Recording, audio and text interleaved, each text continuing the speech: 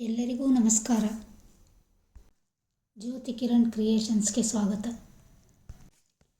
ನಾವು ಚಿಕ್ಕವರಿದ್ದಾಗ ಹಬ್ಬದ ದಿನ ಬೆಳಿಗ್ಗೆ ಮನೆ ತುಂಬ ಹರಡುತ್ತಿದ್ದ ಸಿಹಿ ವಾಸನೆ ನೆನಪಿದೆಯೇ? ಅದೇ ಸಿಹಿ, ಅದೇ ಪ್ರೀತಿ.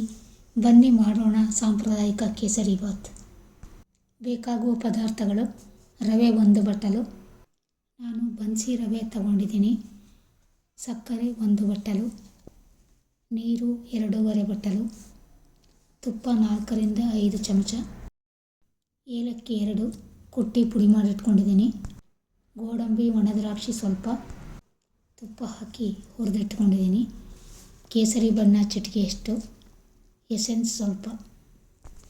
ಅಡುಗೆ ಎಂದರೆ ತೂಕ ಮಾಪನವಲ್ಲ, ಅದು ಅನುಭವ, ಸಹನೆ ಮತ್ತು ಮನಸ್ಸಿನ ಪ್ರೀತಿ. ಒಂದು ಬಾಣಲೆಯಲ್ಲಿ ರವೆಯನ್ನು ಕಡಿಮೆ ಉರಿಯಲ್ಲಿ ಹುರಿದಿಟ್ಕೋಬೇಕು. ಬಣ್ಣ ಬದಲಾಗಬಾರ್ದು, ಆದರೆ ವಾಸನೆ ಬರಬೇಕು. ಸಕ್ಕರೆ ಮತ್ತು ತುಪ್ಪವನ್ನು ಹಾಕಿ ನಿಧಾನವಾಗಿ ತಿರುಗಿಸಬೇಕು.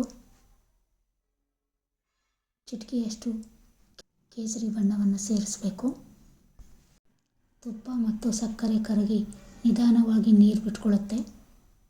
ಹಳ್ಳಿಯ ಸಂಜೆಯಂತೆ ಶಾಂತವಾದ ರುಚಿ, ತುಪ್ಪದ ವಾಸನೆ ತುಂಬಿದ ಅಡುಗೆ ಮನೆ, ಸರಳ ಪದಾರ್ಥಗಳಲ್ಲಿ ಮೂಡುವ ಅದ್ಭುತ ಸಿಹಿ. ಅದೇ ಹೃದಯ ತುಂಬುವ ಅಜ್ಜಿ ಸ್ಟೈಲ್ ಕೇಸರಿ ಬಾತ್. ಬೇರೆ ಪಾತ್ರೆಯಲ್ಲಿ ನೀರನ್ನು ಕುದಿಸ್ಕೋಬೇಕು. ಕುದಿಯುತ್ತಿರುವ ನೀರನ್ನು ರವೆಗೆ ನಿಧಾನವಾಗಿ ಸೇರಿಸಬೇಕು. ರವೆ ಗಂಟಾಗದಂತೆ ನಿಧಾನವಾಗಿ ತಿರುಗಿಸ್ಕೋಬೇಕು. ಸ್ವಲ್ಪ ತೆಳುವಾಗುತ್ತೆ, ಭಯಬೇಡ. ನಿಧಾನವಾಗಿ ಗಟ್ಟಿಯಾಗ್ತಾ ಹೋಗುತ್ತೆ.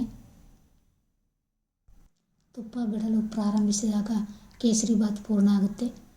ಅದಕ್ಕೆ ಏಲಕ್ಕಿ ಪುಡಿ, ಕರಿದ ಗೋಡಂಬಿ, ಒಣದ್ರಾಕ್ಷಿ, ಎಸೆನ್ಸ್ ಹಾಕಿ ಒಮ್ಮೆ ಮೃದುವಾಗಿ ಕಲಸಿದರೆ ಮುಗೀತು. ಅದ್ಭುತ ರುಚಿಯ, ತುಪ್ಪದ ಸುವಾಸನೆಯ ಬಿಸಿ ಬಿಸಿ ಕೇಸರಿ ಬಾತ್ ಸವಿಯಲು ಸಿದ್ಧ ಆಗಿದೆ. ಮನೆಯಲ್ಲಿ ಕೇಸರಿ ಇದ್ದರೆ ಕೇಸರಿಯನ್ನು ಹಾಕ್ಬೋದು.